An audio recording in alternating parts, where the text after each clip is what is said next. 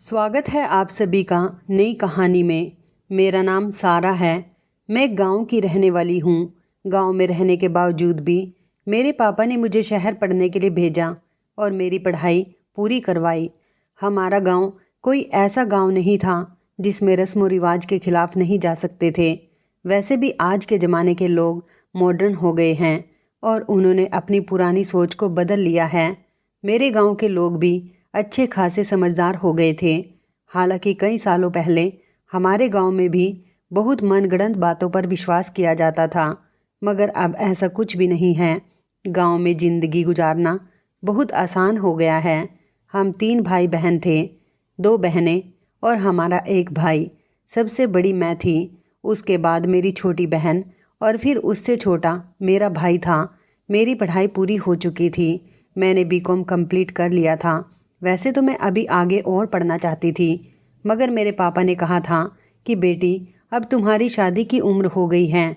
अब हम तुम्हारी जल्द से जल्द शादी कर देंगे, क्योंकि गांव के लोग और हमारे कुछ रिश्तेदार मेरे मम्मी पापा को यही कहते थे कि अपनी बेटी को इतना पढ़ाने का क्या फ़ायदा है। इसकी जितनी जल्दी शादी कर दोगे उतना ही अच्छा रहेगा। वैसे तो मैं नॉर्मल शक्ल की लड़की थी। मेरे रिश्ते आ रहे थे, मगर मेरी पढ़ाई पूरी नहीं हुई थी, इसलिए मेरे पापा ने रिश्ता नहीं लिया था। लेकिन जैसे ही मेरी पढ़ाई पूरी हुई तो पापा कहने लगे कि अगर अब कोई अच्छा रिश्ता आएगा तो मैं फ़ौरन ही रिश्ते के लिए हाँ कर दूँगा। और फाइनली मेरे लिए एक अच्छा रिश्ता भी आ गया था, जो मेरे मम्मी पापा को बहुत पसंद आया था। वैसे मैं पढ़ी लिखी थी, इसलिए मेरी शुरू से ही ख्वाहिश यही थी कि मेरी शादी भी गांव के किसी अनपढ़ गुआर से ना हो, बल्कि मेरी शादी शहर के किसी अच्छे पढ़े लिखे लड़के से हो जाए।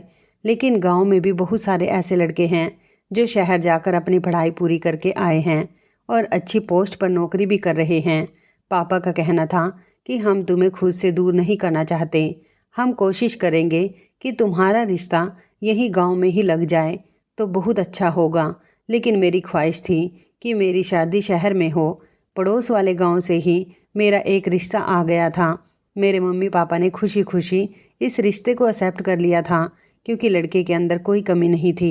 लड़का पढ़ा लिखा था और उसका परिवार भी बहुत अच्छा था। इस तरह मेरी शादी 4 महीने के अंदर अंदर अपने गांव के ही पड़ोस वाले गांव में हो गई थी। मैं इस गांव के बारे में ज़्यादा नहीं जानती थी, क्योंकि यहाँ पर हमारा कभी आना जाना नहीं हुआ था। ना ही इस गांव में हमारा कोई रिश्तेदार था और ना ही कोई जान पहचान वाला। लेकिन मेरी शादी यहाँ हो गई थी तो मेरे मम्मी पापा बहुत खुश थे। उनका कहना था कि हमारी बेटी हमसे ज़्यादा दूर नहीं गई है, हमें उसके ससुराल जाना होगा तो आसानी से चले जाया करेंगे और हमारी बेटी भी आराम से आ जाया करेगी। शादी के बाद मैं अपने ससुराल गई तो मेरी ससुराल में मेरे पति के अलावा उसके माता पिता और एक छोटा भाई था, जबकि मेरी एक शादीशुदा ननद भी थी जो कभी कभी हमारे घर पर आती थी। मैं अपनी ससुराल की बड़ी बहू बनी थी, जबकि अपने घर में भी मैं बड़ी बेटी थी। पति तो मुझे प्यार करने वाला मिला था, लेकिन उनका काम इतना होता था कि वो ज़्यादातर अपने काम में ही बिजी रहते थे।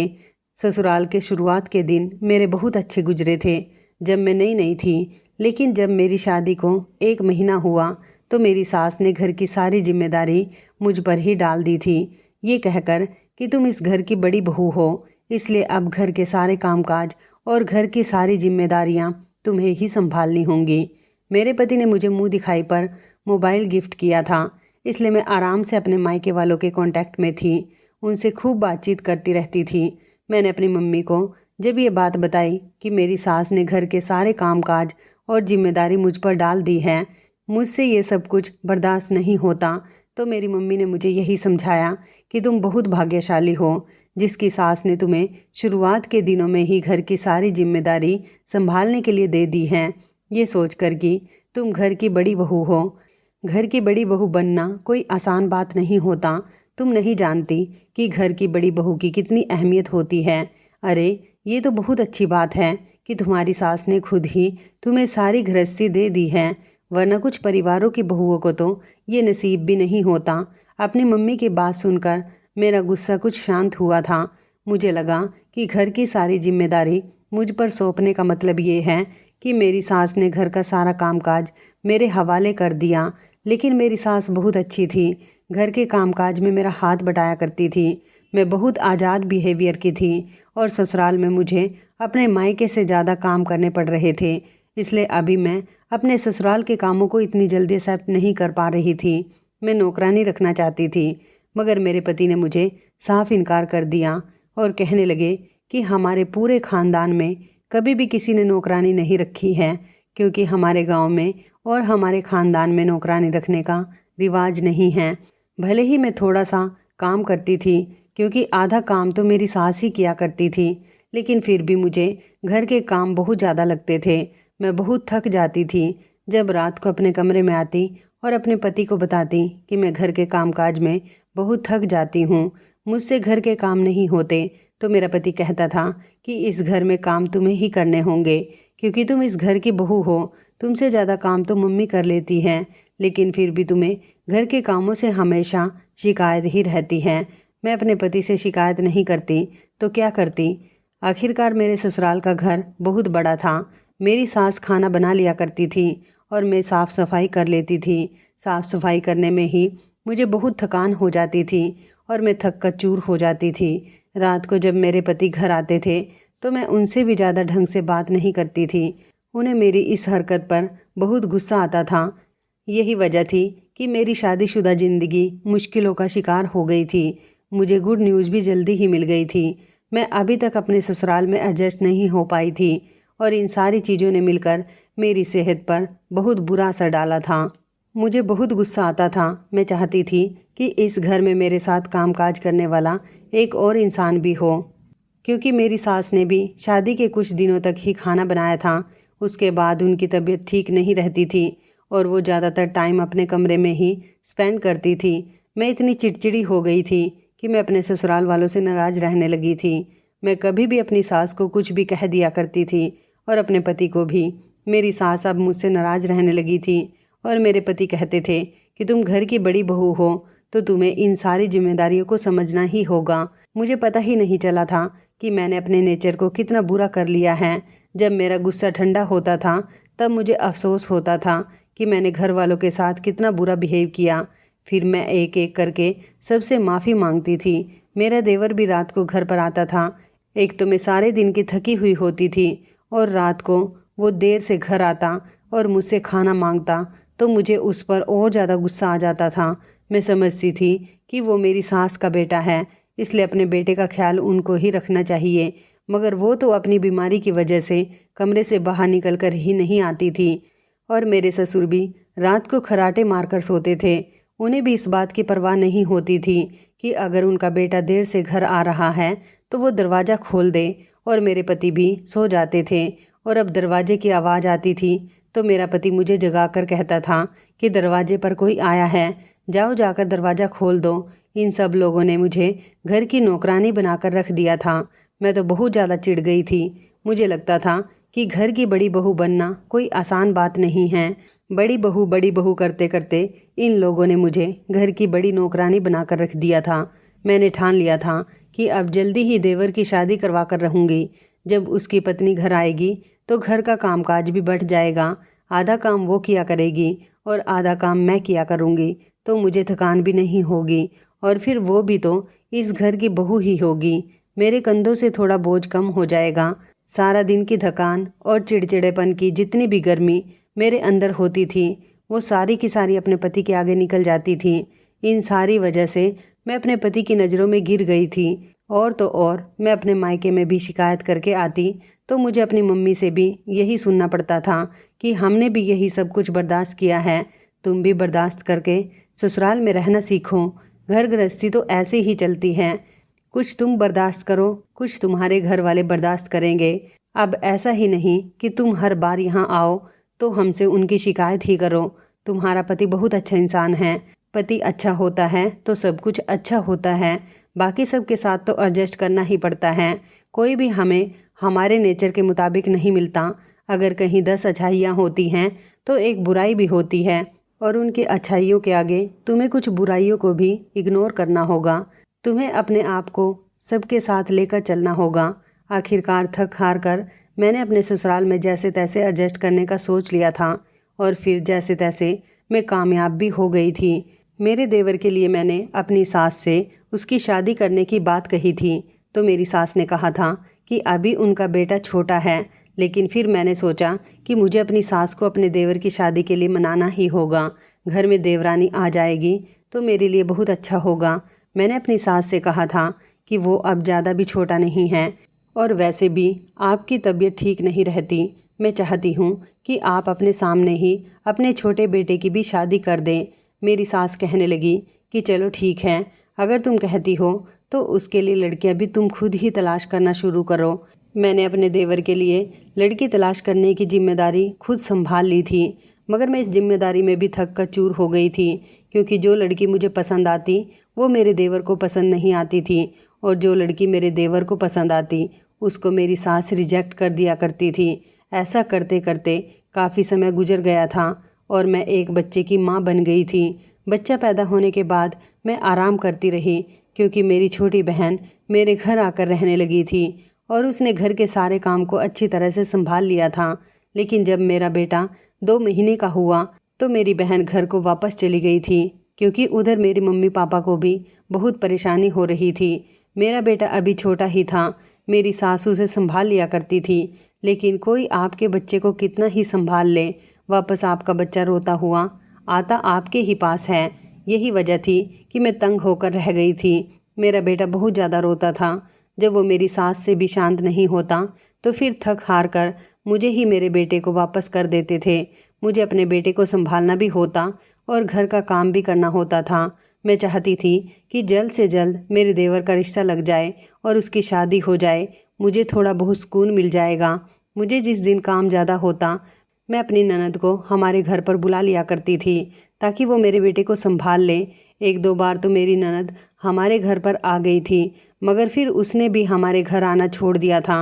मैं जब भी उसे बुलाती थी वो नहीं आती थी, और जब उसका मन करता था तो वो खुद ही आ जाती थी।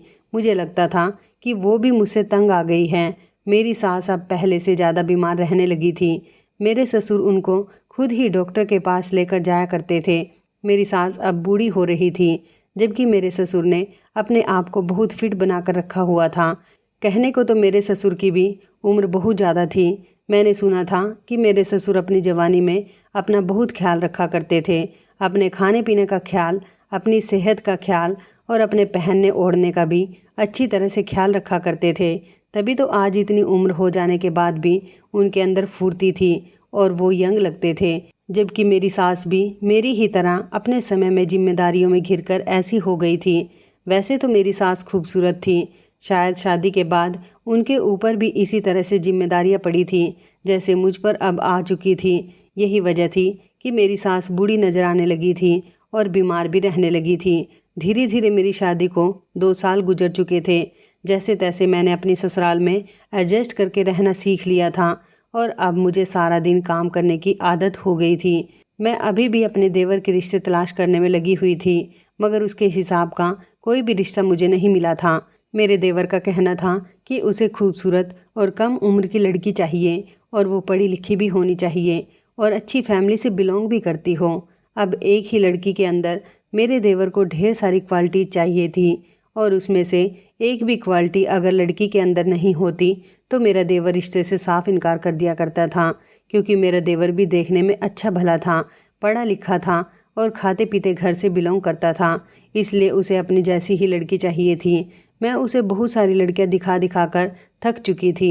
मैंने उसे कह भी दिया था कि अगर कोई लड़की तुम्हें पसंद है तो तुम उसके बारे में ही बता दो, लेकिन उसे कोई लड़की पसंद भी नहीं थी। ये जिम्मेदारी लेकर तो मैं बुरी तरह से फंस चुकी थी। अब मैं अपनी सास को किस मुंह से कह देती कि अपने बेटे की शादी करवा दो, लेकिन उन्होंने तो मुझे जिम्मेदारी सौंप दी थी। वो बेचारी तो बीमार थी, अपने बेटे के लिए लड़कियां कैसे तलाश कर सकती थी। ये काम तो मेरे हवाले था और मुझे ही जैसे तैसे करना था, लेकिन मुझे ये काम करना बड़ा भारी लग रहा था। मेरी सास की तबीयत अब दिन ब दिन खराब रहने लगी थी। एक बार तो वो 4 दिन हॉस्पिटल में भी रह कर आई थी। मेरे ससुर उनका बहुत ख्याल रखते थे। अपनी सास की तरफ से तो मैं बेफिक्र थी, मुझे उनकी सेवा नहीं करनी पड़ती थी, क्योंकि मेरे ससुर मुझे इतना मौका ही नहीं देते थे कि मैं अपनी सास की सेवा करूं। वो खुद ही उनके सारे काम किया करते थे। मेरा पति भी अपनी माँ की तबीयत की तरफ से बहुत परेशान रहने लगा था। आखिर वो उनकी माँ थी। कई दिन इसी तरह से गुजर गए थे और कुछ दिनों से मैं देख रही थी कि मेरी सास की तबीयत ठीक नहीं थी। मेरे पति और मेरे ससुर उन्हें अस्पताल जाने के लिए कह रहे थे, मगर वो अस्पताल जाने के लिए तैयार ही नहीं थी। उनका कहना था कि डॉक्टर को घर पर ही बुला लो, मैं अस्पताल नहीं जाऊंगी, मुझे अस्पताल नहीं जाना, मैं तुम लोगों के साथ रहना चाहती हूँ। मैंने अपनी सास को बहुत समझाया था कि मम्मी जी ऐसा ना करें, आपकी तबीयत अस्पताल जाकर ही ठीक होगी। मेरी सास को मेरा बेटा बहुत प्यारा था। उन्होंने मेरे बेटे को अपने पास ही बुलाया हुआ था। वो उसे कहीं जाने नहीं दे रही थी। न जाने उन्हें क्या हो गया था। हम सब लोग उनकी तबीयत देखकर बहुत डर रहे थे और वो थी कि अस्पताल जाने का नाम ही नहीं ले रही थी। फिर हमने डॉक्टर को घर पर ही बुला लिया। डॉक्टर ने कहा था कि इन्हें इलाज की ज़रूरत है और इसके लिए आपको उन्हें अस्पताल में एडमिट करवाना होगा। लेकिन सास तो अस्पताल जाने के लिए साफ मना कर रही थी। मेरी सास उस दिन बड़ी बहकी बहकी बातें कर रही थी।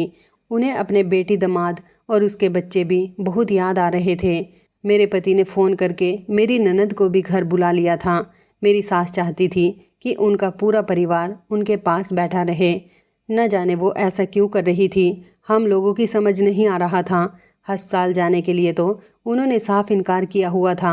हम लोग तो उन्हें समझा समझा कर थक गए थे। फिर रात का टाइम हुआ तो मेरी सास ने कहा कि मैं अपने कमरे में सोना चाहती हूँ और तुम सब लोग भी अपने अपने कमरे में चले जाओ। मेरे ससुर जी ने कहा कि हाँ तुम लोग चले जाओ, काफ़ी रात हो गई है, सुबह समझा बुझाकर इन्हें अस्पताल लेकर जाना ही होगा।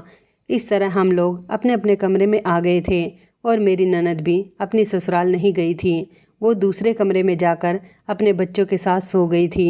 मुझे तो थोड़ी बहुत नींद आ भी गई थी, लेकिन मेरे पति को अपनी माँ की बहुत फिक्र सताई हुई थी। सुबह के 6 बजे अचानक मेरे कमरे के दरवाजे पर दस्तक हुई। मेरे पति ने जैसे ही दरवाज़ा खोला तो ससुर जी दरवाजे पर खड़े हुए थे। उन्होंने मेरे पति से कहा कि जल्दी चलो, तुम्हारी मम्मी की तबीयत बिगड़ रही है। मेरे पति भागते हुए अपनी माँ के कमरे में गए। मेरे पति, ससुर और मेरा देवर मेरी सास को अस्पताल लेकर गए। इधर घर में मैं और मेरी ननद उनके लिए बहुत परेशान हो रहे थे और बार बार भगवान से प्रार्थना कर रहे थे कि उनकी तबीयत ठीक हो जाए। मगर आज उनकी तबीयत ठीक होने वाली नहीं थी, क्योंकि सुबह 10 बजे के समय अस्पताल से फ़ोन आया कि मेरी सास इस दुनिया से जा चुकी है और वो लोग उनकी डेड बॉडी लेकर घर आ रहे हैं। घर में एक भूचाल सा मच गया था। मेरी ननद ने तो रोना शुरू कर दिया था। वो पागलों की तरह रो रही थी। आखिरकार उसकी माँ इस दुनिया से जा चुकी थी और माँ का इस दुनिया से चले जाना बहुत ही गमगीन होता है। फिर हम लोगों को याद आया कि मेरी सास अपने पूरे परिवार को अपने पास एक साथ इसलिए देखना चाहती थी। शायद उन्हें यह एहसास हो गया था कि वो अब ज़्यादा समय जिंदा नहीं रह सकेंगी। मेरी सास के मर जाने से हमारे घर की बुनियाद गिर गई थी, कमज़ोर हो गई थी। हम सब लोग अनाथ हो गए थे। घर का हर मेंबर गम में था, क्योंकि उनके अचानक छोड़ जाने का हर किसी को यकीन ही नहीं हो पा रहा था। मेरे ससुर तो बिल्कुल खामोश थे। उन्हें गहरा सदमा पहुंचा था। वो जान गए थे कि कल रात मेरी सास जो बहकी बहकी बातें कर रही थी, उन्हें अपनी मौत के बारे में पता चल गया था। मेरे ससुर ने अपनी पत्नी के साथ सारी रात जाग कर गुजारी थी और उनको समझाते रहे थे कि अस्पताल चलो, एडमिट हो जाओ, मगर मेरी सास को अस्पताल नहीं जाना था। मुझसे तो अपने ससुर की हालत देखी नहीं जाती थी, क्योंकि वो मेरी सास से बहुत प्यार करते थे। इस उम्र में उनकी ज़िंदगी के साथी से साथ छूट गया था। वो बिल्कुल अकेले हो गए थे, ना किसी से बात करते थे और खाना भी बहुत कम खाते थे। मेरे पति और देवर को अपने पिता की हालत देख देख कर अफसोस होने लगा था, मगर वो लोग उन्हें समझाने के अलावा कुछ नहीं कर सकते थे। सारा सारा दिन मेरे ससुर भूखे रहते थे। हालांकि उन्हें तो खाना खाने का बड़ा ही शौक था। घर में ज़्यादातर उनकी ही पसंद का खाना बनता था। कई दिन इसी तरह से गुजर गए थे, मगर मेरे ससुर का गम कम नहीं हुआ था। मेरी ननद भी अपने घर को वापस जा चुकी थी और हमारी ज़िंदगी डेली रूटीन पर आ गई थी। अब मुझ पर पहले से भी ज़्यादा जिम्मेदारियां बढ़ गई थी, क्योंकि मेरी सास भले ही पहले बीमार रहती थी, लेकिन अगर मुझे कुछ समझ नहीं आता था तो मैं अपनी सास से ही एडवाइस लेती थी, जैसे कि घर में खाना क्या बनाना है। और अगर खाना बनाने में मुझे कुछ समझ नहीं आता था तो अपनी सास से पूछ लेती थी कि ये डिश किस तरह से बनती है। कोई मेहमान आता था तो मेरी सास उससे बातें करती रहती थी और मैं नाश्ता तैयार कर लिया करती थी। अब तो सारे काम मुझे खुद ही करने पड़ते थे। मेरी सास के मरने के बाद हमारे घर पर बहुत सारे मेहमान रुके हुए थे। घर की साफ़ सफाई, खाना पकाना, अपने बेटे को देखना, अपने पति को देखना, अपने ससुर की सेवा करना, अपने देवर के सारे कामकाज, ये सब अब मुझे ही देखने पड़ते थे। मैं घनचक्कर बनकर रह गई थी। अब मैंने सोच लिया था कि अपने देवर से बात करके ही रहूँगी कि जल्दी से कोई भी लड़की पसंद करके शादी कर लो, क्योंकि मुझे बहुत परेशानी हो रही है। मुझसे अकेले इस घर की जिम्मेदारी नहीं संभाली जाती। मैंने अपने देवर से इस बारे में बात की थी। उसने कहा था, भाभी मैं शादी करने से इनकार नहीं कर रहा हूँ, बस लड़की मुझे अपनी पसंद की चाहिए। मैंने कहा, तुम्हारी पसंद आखिर कौन सी है? मैं न जाने कितनी लड़कियाँ तुम्हारे लिए पसंद कर चुकी हूँ।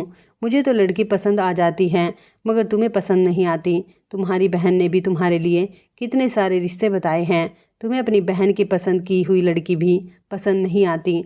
अब बताओ कि मैं क्या करूं? तो मेरा देवर कहने लगा कि भाभी आप कोई ना कोई लड़की देख लो, मुझे समझ आ जाएगी तो मैं आपको बता दूंगा। मैं बड़ी परेशान थी अपने देवर की तरफ से। मुझे मेरे ससुर ने परेशान देखा तो मैंने उनको अपनी परेशानी बता दी थी। मेरे ससुर ने कहा कि तुम फिक्र मत करो, मेरे एक दोस्त की बेटी है, वो बहुत सुंदर है। मैं अपने दोस्त से उसकी बेटी के रिश्ते के बारे में बात करता हूँ और उससे पहले उसकी फ़ोटो तुम्हें दे दूँगा। तुम मेरे बेटे को दिखा देना।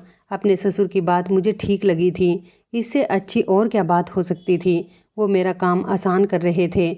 बस दिक्कत मेरे देवर की थी, उसे लड़की पसंद आ जाए। मैं मन ही मन में प्रार्थना कर रही थी कि मेरे ससुर की दोस्त की बेटी मेरे देवर को पसंद आ जाए और लड़की वाले भी मेरे देवर को पसंद कर लें। मेरे ससुर ने जब मुझे लड़की की फ़ोटो दिखाई तो वो दिखने में बहुत ज़्यादा सुंदर थी। मुझे तो देखते ही पसंद आ गई थी। अब मैंने जैसे ही अपने देवर को लड़की की फ़ोटो दिखाई तो मेरी सोच के मुताबिक उसे लड़की पसंद नहीं आई थी। लेकिन मैं इस बार गुस्सा हो गई और मैंने कहा कि आखिर इस लड़की में क्या कमी है, और अब तुम्हें शादी करनी है तो खुद करो, मैं तुम्हारे लिए कोई भी लड़की तलाश नहीं करूँगी। मेरी बात सुनकर मेरा देवर खामोश हो गया था। मेरे पति ने उसे समझाया था कि अब तुम्हें शादी कर लेनी चाहिए, आखिर इस लड़की में क्या कमी है, अच्छी खासी तो है। अपने भाई की बात सुनकर मेरे देवर ने कहा था कि ठीक है भैया, मैं इस लड़की से शादी करने को तैयार हूँ, बस मेरे दिल में अभी मम्मी का गम है, मैं इसलिए शादी नहीं कर रहा। लेकिन आप सब लोग इतनी जिद कर रहे हो तो मैं तैयार हूँ। मैं तो अपने देवर की बात सुनकर बहुत खुश हुई थी। मैंने सोच लिया था कि अब जल्दी से उसकी शादी की तैयारी शुरू कर दूंगी। मेरे ससुर के दोस्त ने भी मेरे देवर को अपनी बेटी के लिए पसंद कर लिया था और फिर मेरे देवर की भी शादी हो गई थी। वो अपनी पत्नी के साथ खुश था। मैंने नोटिस किया था कि मेरी देवरानी बहुत सीधी और सिंपल है। वो सिर्फ अपने काम से काम रखती थी और बहुत मेहनती थी।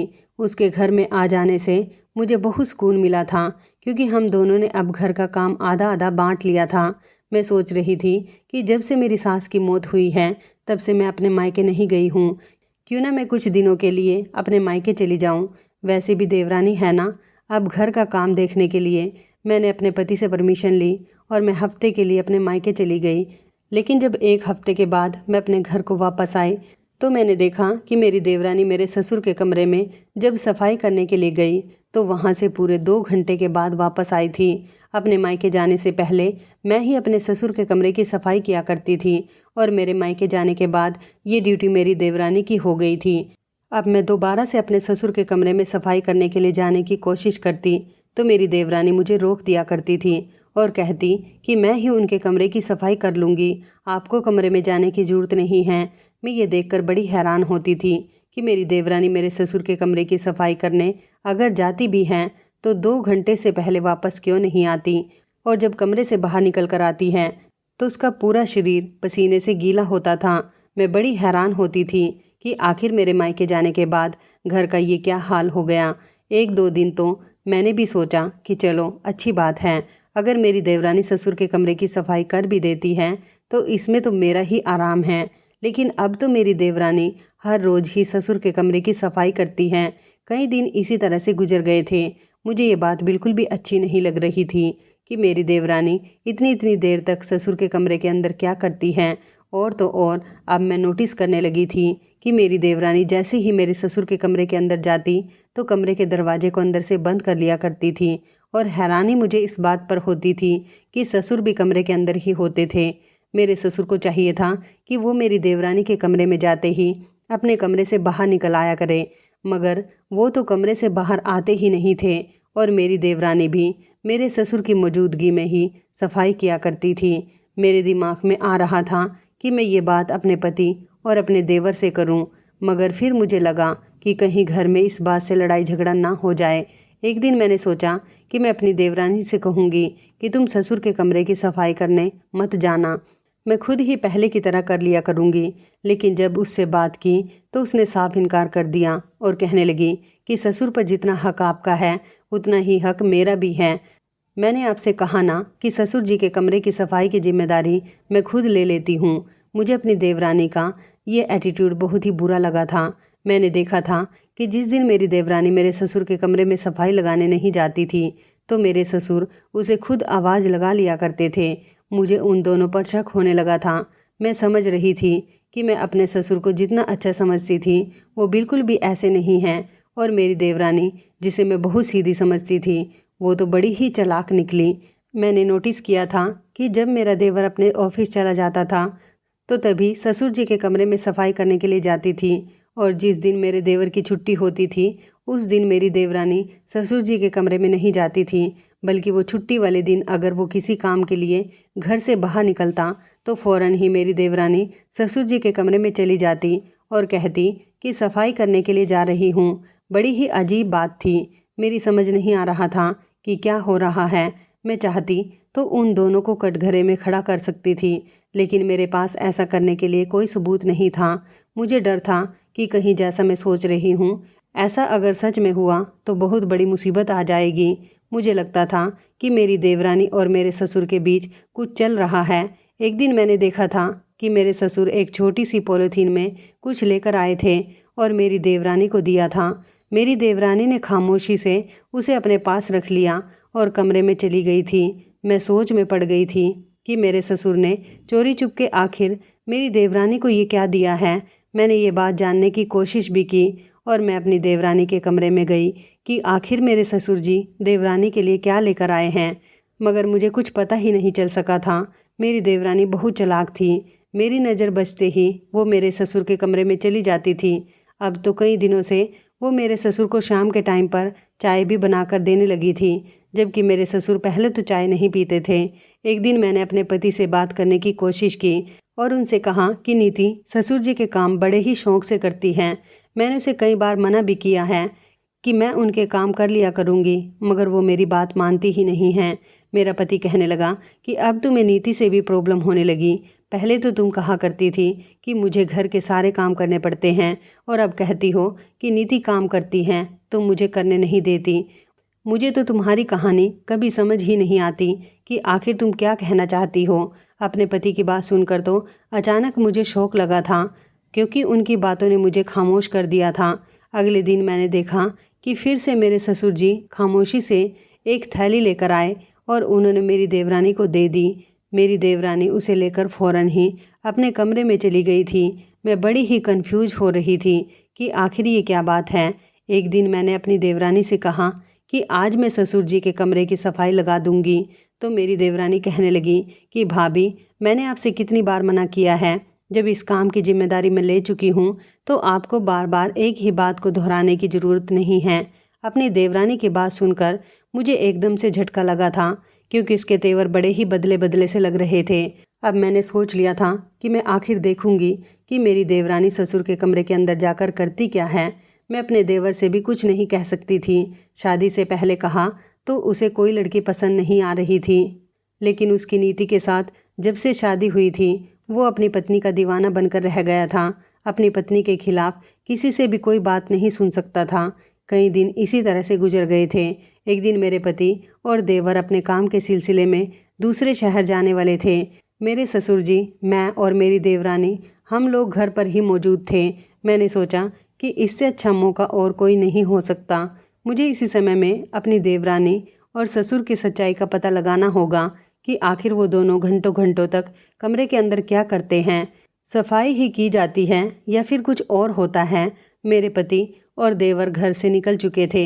सुबह सुबह का टाइम था। मेरे ससुर अभी अपने कमरे में सो रहे थे और मेरी देवरानी अपने कमरे की सफाई लगा रही थी। मैंने देखा कि जैसे ही मेरे ससुर सोकर उठे तो मेरी देवरानी उनके कमरे में नाश्ता बनाकर ले गई थी और थोड़ी देर के बाद जब वापस आई तो झाड़ू पोछा भी उठाकर उनके कमरे में ले गई और कमरे के दरवाजे को अंदर से बंद कर लिया। मैं जानती थी कि वो कमरे का दरवाज़ा बंद जरूर करेगी, इसलिए मैंने आज खिड़की से ही झांकने का बंदोबस्त किया हुआ था। कल रात मैं चोरी चुपके अपने ससुर के कमरे के अंदर चली गई थी, क्योंकि मेरे ससुर के कमरे की एक खिड़की थी जो हमेशा कमरे के अंदर से बंद रहती थी। उसे कभी खोलने की जरूरत ही नहीं पड़ी थी। लेकिन मैं कल रात कमरे के अंदर गई और मैंने खिड़की को खामोशी से अंदर से खोलकर कमरे से बाहर से बंद कर दिया था। और इस तरह जैसे ही मेरी देवरानी कमरे के अंदर गई तो मैंने खामोशी से खिड़की को बाहर से खोला और उसके अंदर झांक कर देखने लगी। मुझे कमरे के अंदर का नज़ारा खिड़की से साफ नज़र आ रहा था कि कमरे के अंदर क्या हो रहा है। पहले तो मेरे ससुर जी ने नाश्ता किया और उसके बाद उन्होंने एक ऐसी शर्मनाक हरकत की थी जिसे देखकर मेरी आंखें शर्म से झुक गई थी। मेरे ससुर ने अपने कपड़े उतारने शुरू कर दिए थे और मैंने देखा कि सारा ध्यान मेरी देवरानी का मेरे ससुर की तरफ था। मेरे ससुर ने अपने कपड़े जैसे ही उतारे तो वो बिस्तर पर बैठ गए थे और मेरी देवरानी को अपने करीब आने का इशारा करने लगे। मेरी देवरानी पीठ फेर कर कुछ कर रही थी। समझ नहीं आ रहा था कि वो क्या कर रही है। मेरी देवरानी ने एक कटोरे के अंदर कोई तेल जैसी चीज़ डाली थी और फिर वो मेरे ससुर के पास चली गई। मुझे तो उन दोनों को इतने करीब देखकर शर्म आ रही थी। मेरे ससुर ने अपने शरीर पर पहना हुआ एक बनियान जो अभी नहीं उतारा था, सिर्फ ऊपर की शर्ट ही उतारी थी, वो मेरी देवरानी उतारने लगी। मुझे लगा कि उन दोनों के बीच कुछ गलत होने वाला है, इसलिए मैंने अपनी आंखें बंद कर ली थी। मगर जैसे ही मैंने अपनी आंखें खोलकर देखा तो मेरे पैरों तले से ज़मीन निकल गई थी, क्योंकि मेरे ससुर ने अपने बनियान को भी उतार दिया था। और ये देखकर मेरे होश उड़ गए थे कि मेरे ससुर के शरीर के ऊपर के हिस्से में अजीब तरह के छाले हो रहे थे और उनमें से खून भी छलक रहा था। मेरे ससुर के शरीर का ऊपर का हिस्सा बुरी तरह से जख्मी था, जिसे देखकर मेरे रोंगटे खड़े हो गए थे। मेरी देवरानी ने उस तेल को मेरे ससुर के उन जख्मों पर लगाना शुरू किया और इस तरह उनके जख्मों पर इस तेल को लगाते लगाते मेरी देवरानी काफ़ी थक गई थी और उसे पसीना आने लगा था। न जाने मेरे ससुर को ये क्या हुआ था। मैं तो बहुत ही कंफ्यूज हो रही थी, मगर मुझे इस बात पर शर्मिंदगी महसूस हो रही थी कि मैं अपनी देवरानी और ससुर के बीच अपने दिमाग में जो गलतफहमी बिठाए बैठी थी वो बहुत गलत थी। मेरी देवरानी मेरे ससुर के जख्मों पर वो जो चीज़ लगा रही थी जिनको उसने कटोरे में किया हुआ था, मेरी देवरानी को यह सब कुछ करते करते बहुत देर हो गई। वो काफ़ी बुरी तरह से थक चुकी थी और फिर मेरे ससुर बिस्तर पर लेट गए। मेरी देवरानी सफाई करने के बाद जब कमरे से बाहर निकली तो पसीने में बहुत ज़्यादा भीगी हुई थी और उसके चेहरे पर थकान साफ नज़र आ रही थी। मैंने अपनी देवरानी का हाथ पकड़ा और उसे वापस अपने ससुर के कमरे में ले गई थी। आज वो बहुत घबरा गई थी। मेरे ससुर जो बिस्तर पर लेटे हुए थे मुझे अचानक देखकर चौंक गए और उठकर बैठ गए। मेरी देवरानी कहने लगी कि भाभी, आप ससुर जी के कमरे में क्यों आई हो? मैंने कहा, आज मैं तुम्हारी सच्चाई जान चुकी हूँ। उन दोनों के चेहरे पर घबराहट साफ नज़र आ रही थी, मगर जब मैंने उनके सामने हाथ जोड़े तो वो लोग मुझे देखते ही शॉक्ड रह गए थे। मैंने अपने ससुर जी की तरफ देखा, उनके जख्म बहुत ज़्यादा गहरे थे। मैंने कहा कि आपको क्या हुआ है पापा जी, और आपने कभी मुझे इस बारे में क्यों नहीं बताया? मैंने कहा, नीति, तुमने भी मुझे इस बारे में कभी बताना ठीक नहीं समझा। मैं तो समझ रही थी कि तुम ना जाने क्यों ससुर जी के कमरे के अंदर सफाई करने के बहाने इतनी देर में क्यों निकल कर आती हो, मगर आज मैंने देखा कि तुम ससुर जी के जख्मों पर दवाई लगा रही थी। बताओ मुझे ये सब कुछ क्या हो रहा है? मेरी बात सुनकर मेरे ससुर ने देवरानी को सर हिलाते हुए कहा कि कुछ मत बताना। फिर मैंने अपने ससुर से कहा कि पापा जी, आप मुझे कुछ नहीं बताएंगे क्या? मैं इस घर की बहू नहीं हूँ। आखिर आपको ये क्या हुआ है? आप किस तरह से जख्मी हुए हो? मेरी देवरानी कहने लगी कि मैं बताती हूँ भाभी आपको। दरअसल मैं एक दिन ससुर जी के कमरे में सफाई करने के लिए आई थी। मैंने देखा कि ससुर जी नहाकर निकले थे और अचानक मुझे अपने कमरे में देखकर घबरा गए, क्योंकि उन्होंने अपने शरीर के ऊपर के हिस्से में कुछ भी नहीं पहना हुआ था। मैं अपने ससुर को देखकर घबरा गई थी, मगर जैसे ही मेरी नज़र उनके ऊपर के शरीर पर गई तो मेरे होश उड़ गए थे। दरअसल ससुर जी को ये एलर्जी की बीमारी है और एलर्जी उनकी बॉडी में काफ़ी हद तक फैल गई है। मैं ये सच्चाई जान गई थी तो मैंने उनसे पूछा भी कि ये सब कुछ क्या हुआ है।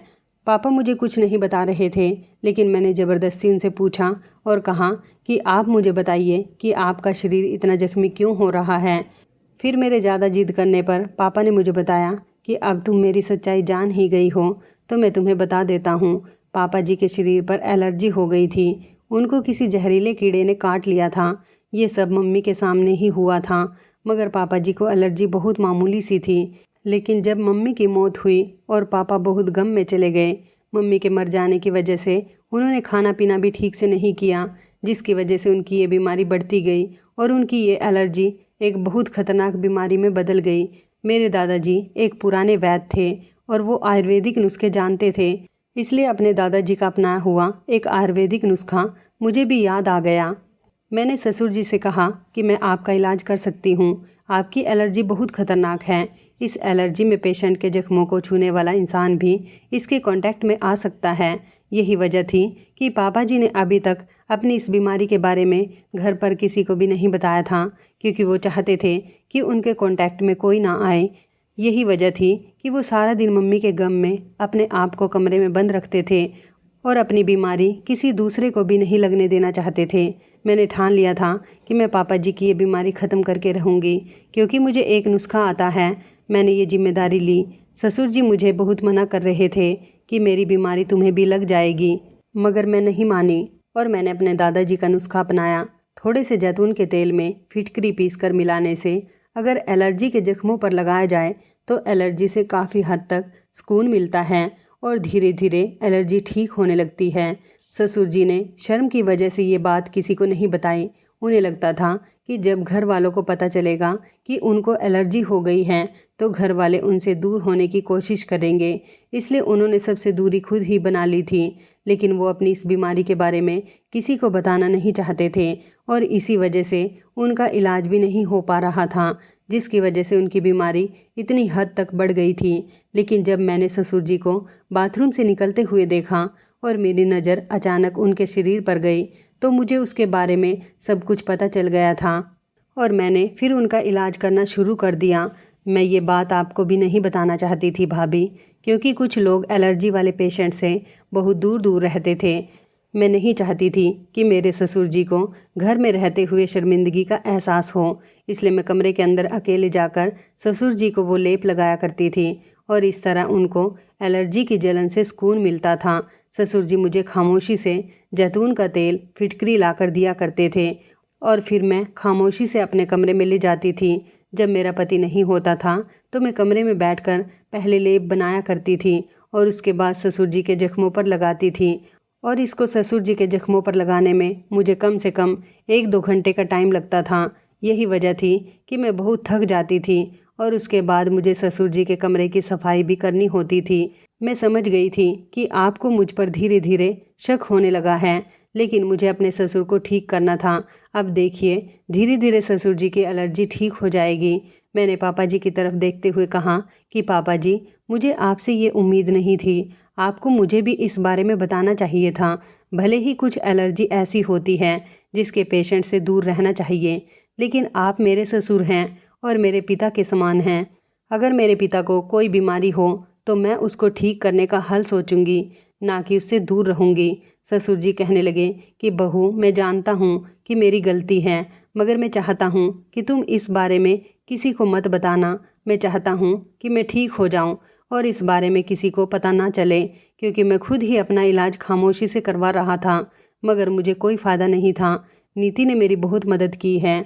मैंने ससुर जी से कहा कि जी आप फिक्र मत कीजिए, किसी को इस बारे में कुछ पता नहीं चलेगा और अब मैं और नीति दोनों मिलकर आपका ख्याल रखेंगे। मैं नीति को लेप बना कर दिया करती थी और हम दोनों देवरानी जेठानी खुद अपने हाथों से ससुर के जख्मों पर लेप लगाया करते थे। भगवान की कृपा से ससुर जी की एलर्जी हम दोनों को नहीं लगी थी, क्योंकि लेप लगाने के बाद हम लोग अच्छी तरह से अपने हाथ धोते थे। कुछ इसी तरह से हमने अपने ससुर जी को वो लेप लगाया। मेरे ससुर जी धीरे धीरे ठीक हो गए थे और फिर कुछ दिनों बाद मैंने अपने पति और देवर को भी ये बात बता दी थी। उन लोगों को नीति पर गर्व महसूस हुआ था। नीति एक बहुत अच्छी लड़की थी। उसने अपने दादाजी का पुराना नुस्खा अपने ससुर पर आजमाया था और वो काम भी आ गया था। मुझे आज भी अपने ऊपर शर्मिंदगी महसूस होती है कि मैं नीति और अपने ससुर के बीच में कुछ गलत संबंध समझती थी, मगर नीति ने एक बहू होने का फ़र्ज अच्छी तरह से निभाया था और मेरे ससुर को बेटी बनकर दिखाया था। शायद इतना दिमाग तो मैं भी नहीं लगा पाती जितना कि नीति ने लगाया था। अब हम दोनों देवरानी जेठानी मिलकर घर के सारे कामकाज को आसानी से करते हैं। हमारे ससुर अपनी दोनों बहुओं को बेटी समान समझते हैं और हमारे घर में अब काफ़ी हद तक सुकून है, क्योंकि हम दोनों ने गृहस्थी को अच्छी तरह से संभाला हुआ है। मेरे पति और देवर भी मेरे ससुर जी का बहुत ख्याल रखते हैं और उनसे कहते हैं कि अगर आपको कोई भी बीमारी हो जाए तो आप हमें बताना, क्योंकि अपनी कोई भी बीमारी घर वालों से छुपानी नहीं चाहिए। घर वालों को अगर आप वक्त पर अपनी बीमारी के बारे में बताएंगे तो आपका इलाज अच्छी तरह से हो सकता है। अगर आपको कोई बीमारी है तो शर्म की वजह से अपनी बीमारी ना छुपाएं, क्योंकि बीमारी इंसान अपने अंदर अपना ख्याल ना रखने से खुद ही पैदा करता है। कुछ बीमारियां तो जानलेवा भी होती हैं। अगर उनका वक्त पर इलाज ना हो सके तो इंसान अपनी ज़िंदगी से हाथ भी धो बैठता है। ज़िंदगी बहुत कीमती है, इसकी अहमियत जानना सीखिए। तो इस कहानी के बारे में आपकी क्या राय है, कमेंट करके ज़रूर बताइएगा। दोस्तों, आपको हमारी ये कहानी कैसी लगी, आप हमें कमेंट बॉक्स में ज़रूर बताएं। यदि आपके पास भी ऐसी कोई प्यारी सी कहानी है या फिर ऐसी कोई कहानी जिससे कुछ शिक्षा मिले तो आप हमारे साथ उसको ज़रूर शेयर करें। दोस्तों, यदि आपको हमारी ये वीडियो अच्छी लगे तो आप हमारी इस वीडियो को लाइक शेयर ज़रूर करें और ऐसी ही दिल को छू लेने वाली प्रेरणादायक कहानियाँ सुनने के लिए हमारे चैनल को भी सब्सक्राइब करें। यदि आप हमें फेसबुक पर देख रहे हैं तो आप हमारे फेसबुक पेज को लाइक और फॉलो ज़रूर करें। तो दोस्तों, फिर मिलते हैं ऐसी ही ज़बरदस्त कहानी या टिप्स के साथ नई वीडियो में।